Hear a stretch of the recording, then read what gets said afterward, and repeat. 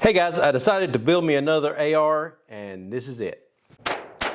This one I decided I was going to build it rather than buy one. And I built my 300 Blackout. I really like it, the way the different parts and everything I was able to put together for it. So I decided I wanted to do something like that with the 223 and get some different brand parts that I hadn't used before, and also went with parts that I could find on sale to try to save a little bit of money. If you want to set everything up exactly like you want it, get the kind of stock you want, the kind of barrel and everything you want, then building it is going to be your best option, because buying a nicer rifle and then changing a bunch of stuff on it winds up costing you more money than building it to start with. I bought everything except for the trigger, the sights, and this Romeo 5. I already had those parts. The trigger is actually out of the 300 Blackout that I built. I'll eventually change this trigger out and put in a cartridge, or just a drop-in type trigger like I did in the 300 Blackout. The sights, I already had those, and then the Romeo 5, I had it. I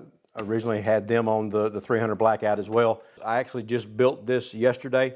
The upper and lower, I went with the AR-15, and this is the M4 E1, and this was actually one that they were discontinuing. It was a special edition that they did. This is actually the Texas edition, and I'll show you why it's the Texas edition in just a minute. Got the trigger guard already built into it. When it's forged, it looks a little bit more like a billet upper, a little bit sharper angles on some spots, more flare on the mag well to make it a little bit easier to get the magazines in. For the barrel, the bolt carrier group, and the muzzle device, I decided to go with Tribe Defense. This is the 223 Wild barrel. It's an 18-inch length, and it's got a rifle length gas tube. Other ARs that I've had have been mid-length, and then it's got 2 inches longer barrel than the other ones that I've had as well. I like the way the muzzle device and the barrel look. It's black finish, didn't go with the stainless or anything on this one. One of the reasons I bought these, I found them on sale at DeVore. We'll have links down in the bottom. The bolt carrier group is a nickel boron finish, bright silver finish. It wears better and it doesn't take as much oil and everything to be able to keep it running smooth. The lower parts kit, I went with ArmaSpec. It's actually got ambidextrous safety on it. The takedown pins, the safety, and the magazine release are all in the red finish that ArmaSpec uses. And just decided to do something just a little bit different than just solid black. I used the ArmaSpec for the lower parts kit, and it's got everything in there that you need except for the trigger, but I had all the others, and it actually comes with the anti-walk pins for the trigger as well, if you've got a trigger that you're going to put in there. The upper came put together, so it already had the dust cover and the forward assist, everything made onto it. Charging handle, again, I went with the ArmaSpec on it, and it's the red finish on this one. And this is the ArmaSpec Victory, ambidextrous, so you can pull from either side, and it just hinges in the middle.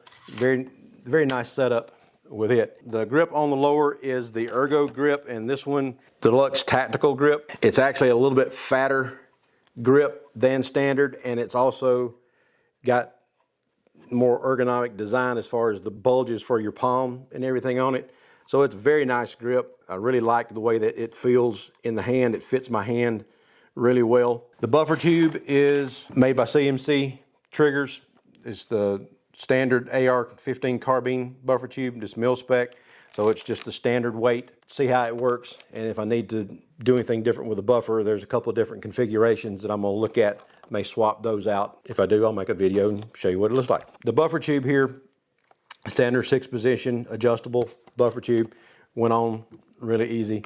Already got a spot to be able to put your sling and everything in it, so you don't have to get a separate piece for that. It's made with the buffer tube kit. Buttstock itself is by Fab Defense, and this is what they call their RAPS-C, RAPS-C, and it just stands for Rapid Adjustment Precision Stock Carbine. So it's the carbine length.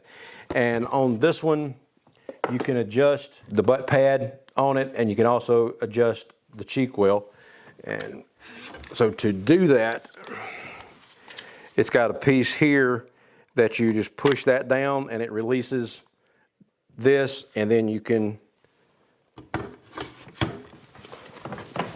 push up on the cheek well and adjust that wherever you want to. And then once you get it to where you want to, just hard to do that when I can't see it. Push that back in and it locks everything in place. And there's a wheel down here at the bottom that you can adjust that so that when you push the release down, it would just go out to the amount that you wanted it rather than all the way to the back. The buttstock, not sure about it yet. It's got a little more movement than I expected. It's designed to work with both mil-spec and commercial buffer tubes. So I guess there's just a little bit of more play in it so that it can work with either one of them. But it just seems to wobble a little bit, and really the only thing that you can tighten up on it is this compression screw here. And if you tighten it up too much, then you can't use the adjustment on it. So you can adjust it all the way in, or use the 6 position like you normally would on any other buttstock. But I'm just not sure yet about whether that wiggle is going to cause problems mounting it to your shoulder. The configuration, that's what I was looking for, being able to have the adjustment for the cheek well and a little bit more adjustment for the length of pull if I needed to change that. So I like that part of it. I'm just not sure about the wiggle. Handguard, I went with the UTG Pro. This is actually the same one that I've got on my 300 Blackout, but this one, instead of being solid black, as you can tell, it's got some red accents to it, and the whole top of the pick rail is in a bright, shiny red, so goes with the other parts here to give the red accents. You can see the red there on the top of it, and then all of the little spots that they've got kind of beveled out on the handguard, they've got in red, and then all of the M-lock slots have red on the inside of it. So just a nice little accent. Gas block itself, Air Precision, and this is the adjustable gas block. So stay tuned for another video that we'll do with this one about how to actually set up the gas block so that it will lock back on an empty magazine, but it won't overgas the system. Helps with the recoil and everything on there. So we'll do a video on how to actually adjust that when we get out on the range. And then the gas tube is also by CMC Triggers. The pop-up sights are by Ground Zero Precision, just the standard pop-up front and rear. The Romeo 5 for the sight on it, and just a standard red dot. QD mount for the sling, and then also one piece of pick rail, be able to mount a light or whatever. So you can see the bolt there now, bolt carrier group, it's the nickel boron, so it's the silver finish, and just the standard metal dust cover that came already assembled. I like the ambidextrous safeties, so you can do it either way. And this one, that particular safety lever, you can either set it up for a 45 degree or you can do it as a 90 degree. And right now it's set up on a 45, so that's on safe there. And then when you go to fire, it goes up 45 degrees. You can turn the little centerpiece around or turn it over, and then it would be a 90 degree. The ones I've had in the past have all been 90 degrees, but it was set up initially for the 45 degree. So we'll go with it that way, see how I like that, but don't think that's going to make a huge difference one way or the other on shooting the gun.